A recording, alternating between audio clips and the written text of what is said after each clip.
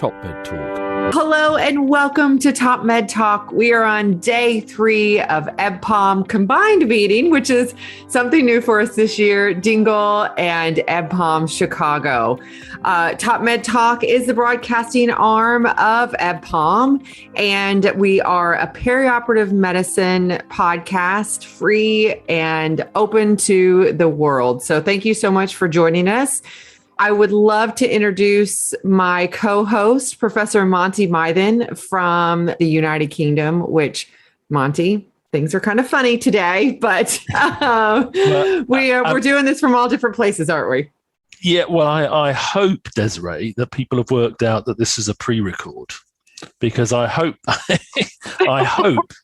that actually we, the team, are broadcasting live from the TopMedTalk studio in Dingle on the west coast of Ireland, linked up with the studio in Chicago, Illinois. Whereas I'm clearly put this very complicated backdrop that represents my study at home in the background to make it as authentic as possible. But anyway, let's go with the flow. It's great to be here on day 3 of the EBPOM Chicago meeting. And hasn't it been wonderful so far? It has been wonderful. We know that it has. We know that it will be. We know that it has been. But one of the fun things that we get to do with EBPOM, and that doesn't require us to be on the ground, is to have really great conversations with some of those people who have participated, who have presented both for our meetings and at other meetings. So we have that opportunity today, right, to catch up with one of our partners, one of our friends. And we were able to listen to, from our presenter, who will introduce in a second, a wonderful pre-record about the utility of tracheostomy in the intensive care unit, but particularly percutaneous tracheostomy, which I think has become, in my mind, has become a dominant way, certainly in the United Kingdom, in Europe for decades now, of enabling bedside tracheostomy for our patients. And we heard about some potentially controversial issues that we'll get into a little bit in conversation now. One of them is, the timing of tracheostomy. Another one is, who should be doing the tracheostomy. And the final component of it, which we'll get into, we're a bit limited on discussion time, and I'm sure we'll come back and do another one, is where we stand with regards to tracheostomy in the context of what we've been seeing with COVID-19. Yes, absolutely. And it's been a little while since I've actually worked in critical care. I know that's your day job, Monty, but working in the OR, it's been a while. So I'm really excited to get in this conversation. All right. Well, it's my pleasure to introduce our next guest here on TopMedTalk. It is Professor Bob Cerrani from Washington, D.C., where he is a professor of surgery and emergency medicine and director for the Center for Trauma and Critical Care at George Washington. Dr. Cerrani, thank you so much for joining us. It's an absolute pleasure to be here. Thank you very much. Well, Bob, can you tell us just a little bit more about yourself and what you do there at George Washington? Oh, absolutely. I'm the chief of trauma and acute care surgery here at George Washington University Hospital. We are a level 1 trauma center. And so my background is training as a general surgeon with subsequent training in trauma and critical care surgery, which for my European colleagues, that in the United States, it's a little different in that much of critical care is provided by surgeons in addition to anesthesiologists, pulmonologists, and medical intensivists. So I'm a surgeon and an intensivist. I am a jack of all trades and master of none. You are wearing many hats, which is really interesting. I'm sure you have some very good stories. Well, great. Well, let's just jump right into the conversation. If I may, Desiree, if I can dive straight in, as Desiree said, I work in critical care and at one stage was the acting chief of surgery trauma critical care at Duke. So I've worked on both sides of the pond. But my executive summary of your talk, and I hope everyone gets a chance to watch the long form version of it, is I agreed with everything or almost everything that you said. So your recipe for performing tracheostomies in the critical care unit, your attitudes towards timing, the advantages of the bedside performance of a percutaneous technique when it's appropriate, completely agree with it. If you came to our intensive care unit, you'd think you were at home. So with regards to the bronchoscopy, the drug usage, the importance of the person at the top end knowing what they're doing. But probably the most controversial bit that we should get into before we go on to the timing discussions is who should do it. Can you just reiterate what you said in your long form talk about that? Yeah, absolutely. And in my long form talk, I said this is going to be a controversial point, and my own colleagues oftentimes disagree with me. But I personally do not look upon percutaneous tracheostomy as a surgical procedure. I see it as a critical care procedure. And so I think any intensivist who wants to should be able to do the procedure. You do not need to be a surgeon to do a per trach. So completely echo that, because the way we were brought up, I don't know if you know, but critical care in the United Kingdom and in much of Europe historically has been dominated by team anesthesia with relatively few surgical intensivists. So when the percutaneous tracheostomy was introduced in the last century, it fell in the lap of the intensivists to get on with it. So we got on with it, and there was a few little bumps in the road, but we became very expert at it. So I completely agree with what you said. However, when it is complicated and or when you're learning, I completely agree that you must turn to the expertise of a surgical colleague when it's complicated. And when it's very complicated, you probably need to turn to an ENT stroke, that end of the spectrum of help. Yeah. I strongly agree. I think if you have someone who has had neck irradiation, for example, or previous neck surgery, that really needs to go to an otolaryngologist. There's no question on that. As a general surgeon, I would call the otolaryngologist. And if you have someone who's got a large goiter, who's got a very short, stout neck, probably a general surgeon or an oto is appropriate. But for 90% of the people who have, a regular neck, they may be a bit heavy set, but they have a long neck and appropriate landmarks. I think an intensivist is well within his or her own right to do the procedure. And on the safety profile, there's nothing. We've now got, as I said, decades of experience with, I'm guessing now millions of cases, but certainly tens of thousands reported in the literature. There's nothing to suggest that it's a greater risk doing it at the bedside percutaneously by a non-surgeon, as far as I know. I think you went over some of that in your talk. I strongly agree with you. I think it really comes down to teamwork. This would be like saying, in order to put in a pulmonary artery catheter, you have to be a cardiologist. That would make no sense whatsoever. Not that anyone really puts in PA catheters these days, but trying to come up with an analogy. It was a wonderful talk. Thank you so much for presenting that information. Like I said, here in the US, I've been really far removed from critical care now. I mean, that's where I started and where my roots are. But, back in the day, almost 20 years ago, 15 years ago, things looked a little bit different back then. And so really kind of give us a picture. I know what you said is happening at George Washington, your facility, but like overgeneralization across the US, where do you see people in critical care? Because when you said people are getting trached in like 4 to 5, 6 days, to me, I was like, wow, really? It's that soon. So if you could just go over some of that. I think it's really variable. And one of the huge factors in that variability is the patient's family. I mean, traching somebody in 4 days, let's face it, is number one, aggressive. I think everybody would agree with that. But that means you got to start conversations around the tracheostomy like day number 2 with a family. And oftentimes the family will be like, why are you talking? Give the guy a chance. And that's where you have to kind of say, well, what's the clinical context? Are we taking care of, for example, a 70-year-old individual on a oral anticoagulant who fell and sustained a massive subdural and now has had craniectomy? That person is not going to extubate. And if they do, they're going to aspirate. I'll just give it to you right now. And so maybe we should start those conversations early on with the family. Now, the family may have some concerns about quality of life and goals of care, and that's going to require days to go by as they think this through. The last thing we want to do is pressure somebody. So, and that's how you oftentimes get to day number 7, is conversations start at day number 2 or 3.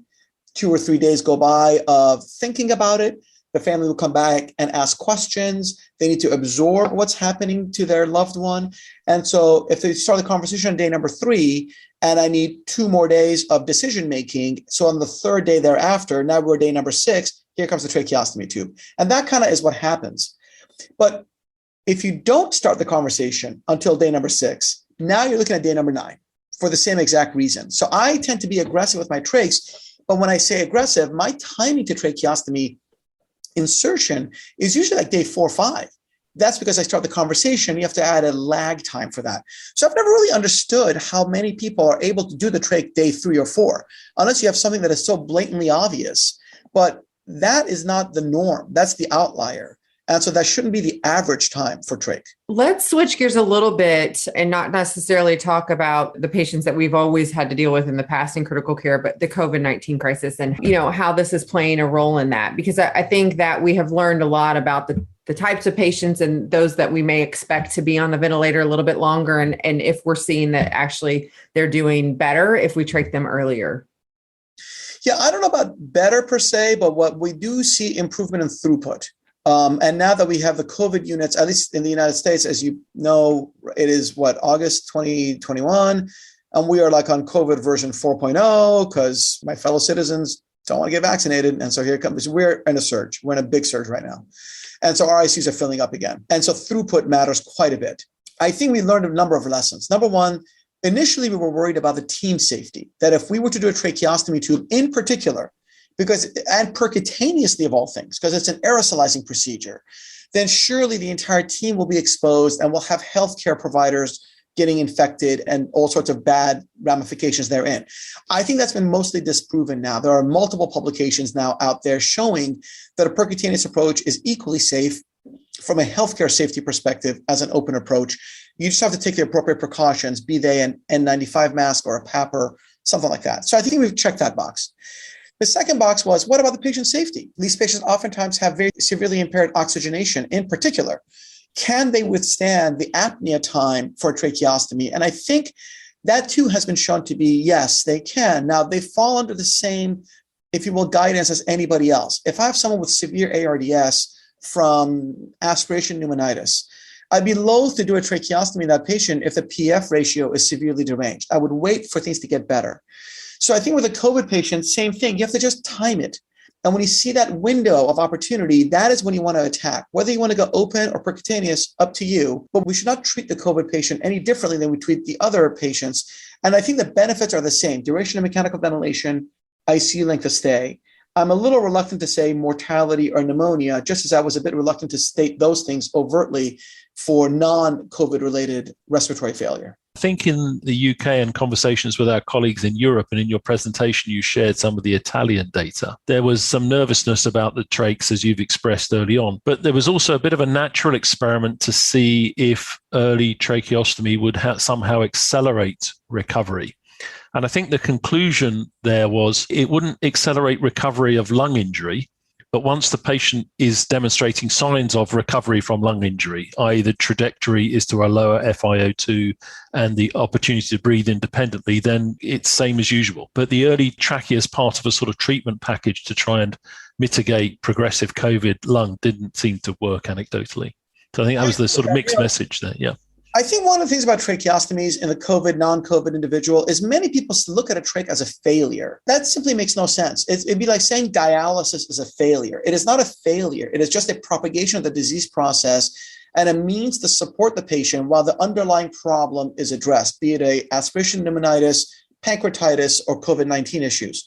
And so I see a trach as just a means to facilitate ongoing care. And kind of as you said, Monty, if the guy's FiO2 is improving and he or she is on a favorable trajectory, then we should support that individual. Go out and trach them and get them to move along and hopefully open up a bed for the next individual who's in the emergency department and needs to come upstairs, because the last place we want to keep a critically ill patient is in the emergency department. We know for a fact that the so-called EDIP, the emergency department inpatient, mortality outcome is substantially worse than the ICU inpatient. So throughput matters a lot. Can I ask you about one other thing? Two controversies that have been there since the very beginning. One of them is sort of inevitable components of having a tracheostomy. You will get a scar in the front of your neck, which is understandably a bigger deal to some people than other people. And that's part of this is what's going to happen. You may have a comment on whether open or perc, and I think you referred to that, makes a difference to scar. The other one is the question of the long-term harm from tracheal stenosis, which as far as I know remains unresolved. Having an endotracheal tube in for a long period of time is associated with tracheal stenosis. It still remains unclear to me whether the route by which that is placed is an important variable. Yeah, I think it's a really good point. I had the fortune of working with Dr. Joel Cooper at the University of Pennsylvania early in my career. Dr. Cooper was one of the founders of the high volume, low pressure balloon of tracheostomy tubes. I mean, the guy's like, Mr. Trachea. And so he was a, full professor when I was an assistant professor. So, he came up to me one day and said, I have a request / advice / demand. And I was like, how can I help you, Dr. Cooper? And he said, well, you keep putting in size 8.0 Shiley tracheostomy tubes. Please stop that. Start putting in size 6.0s. And I said, well, why? Just out of curiosity, sure, but why? And he said, well, the larger the tracheostomy tube bore, the higher the incidence of stenosis. It was such an obvious comment for him to tell me, and I felt so silly for not having figured it out myself. No kidding, the bigger the hole you make, the bigger the chance of a stenosis from the subsequent scar. And these days, bronchoscopes are small enough, but the resolution is good enough to allow us to perform bronchoscopy for any number of reasons through a 6.0 bore tube. And so there's really no reason to give someone a size 8, by and large. And so by dropping the size of the tracheostomy tubes I put in, I think, I can't prove it, but I think I've impacted favorably on my post-tracheostomy stenosis rate. And so that's kind of allowed me to be a bit more aggressive with placing the trach tube for the reason you just mentioned, Monty, which is an endotracheal tube is not a free lunch. And you can have vocal cord issues, you can have tracheal stenosis issues, you can have pressure ulcers on the mouth. We've seen plenty of pressure ulcers on the mouth and the cheek from the tube holder. So it's not like one is good, one is bad. They're both bad. Just pick your poison. And so I've gone to a smaller bore tube based on Dr. Cooper's advice and experience. And I don't think I've had much issues, although, I don't really follow up on 100% of my trachs. They tend to go elsewhere and then they disappear off my radar screen. All right. Well, Dr. Cerrani, thank you so much for taking the time out of your day to join us. I think this is a great conversation. I'd love to continue it, especially whenever we can all be in person, maybe for our next meeting, and have you present on this or some other great work that you're doing there at George Washington. So we appreciate you. We appreciate the time and the work that you're doing. Hopefully, if anyone has any questions, they can reach out to us on TopMedTalk and we can put them in touch with you. I'm sure that there'll be some questions around this. So appreciate it. And any final thoughts from you? No, again, I'm flattered. Thank you very much. Any opportunity to speak with colleagues across the world, but in particular, my European friends, I see as nothing but a compliment and humbling. And I absolutely would look forward to drinking a Scotch or an Irish whiskey with anybody in Ireland or any points therein. Sounds good. It's a good time. Well, thanks for listening or watching TopMedTalk. You can always find us on your favorite social media platform, Twitter, LinkedIn, Facebook. We are there. Also, Monty, in addition to TopMedTalk.com, which is where we've always been going to find our TopMedTalk podcasts and some podcasts, we now have the option for other places to find us, correct? We have our EBPOM, Evidence Based Perioperative Medicine Educational Hub. And I was reviewing, building up to this meeting, the massive catalogue we've accumulated now of excellent on-demand videos and lectures to accompany our over 1,000 podcasts that we've accumulated to date. So you have to take a couple of years off to get through it, but our search engines are improving the whole time. So a targeted search, as I've been doing the last few days for, acute kidney injury, now for percutaneous tracheostomy, for example. There you go. I think it's a great resource. It is. Add one more to the list. TopMedTalk. Thanks for downloading TopMedTalk. Don't forget to subscribe via your podcatcher. Don't forget to check us out on social media. We're on Twitter, Facebook, LinkedIn, and YouTube. And also, don't forget, TopMedTalk is the broadcasting arm of EBPOM, Evidence Based Perioperative Medicine. We'd love you to find out more about that. If you check out ebpom.org, you can find low prices on some of the conferences we're organising around the world. Many of them are virtual and don't even involve you leaving your own home. Check out ebpom.org now.